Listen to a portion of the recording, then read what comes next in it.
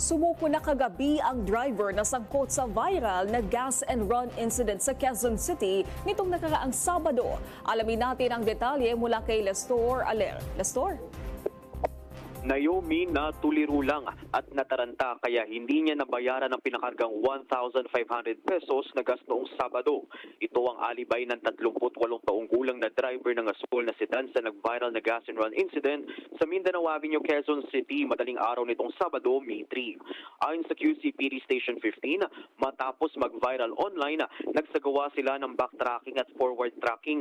Gayon din nakipag-coordinate sa ahensya gaya ng LTO nang matukoy ang plate number ng sasakyan, nakuha ang address at pinuntahan nila ang driver sa Nueva Ecija pero wala siya roon. Nang matawagan, sinabi niyang susuko raw siya at nang magkaharap sila ng pumping attendant ng gas station, humingi siya ng tawad dito. Paliwanag ng driver, nataranta lamang siya dahil inaaway siya ng kanyang asawa noon dahil may sakit ang kanilang anak. Pero desidido ang gas attendant na kasuhan ng driver dahil aniya, nagdulot ito ng trauma sa kanya. Reklamong estafa ang isasampang reklamo laban sa driver. Samantala, nagbigay rin ng tulong ang QCPD Station 15 habang naghandog rin ng tulong ang lokal na pamahalaan ng Quezon City sa gas attendant. Hindi naman po talaga intention na gawin yan eh.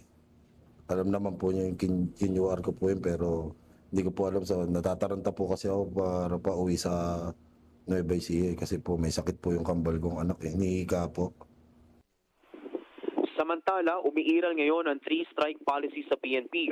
Sa ilalim ng 3-strike policy, maaaring ma-relieve o masibak sa pwesto ang police station commander oras na may maitalang tatlong magkakasunod na insidente ng gas and run sa kanilang nasasakupan. Ako si Lestor Aler ng PRTV News, nagseserbisyo para sa Pilipino.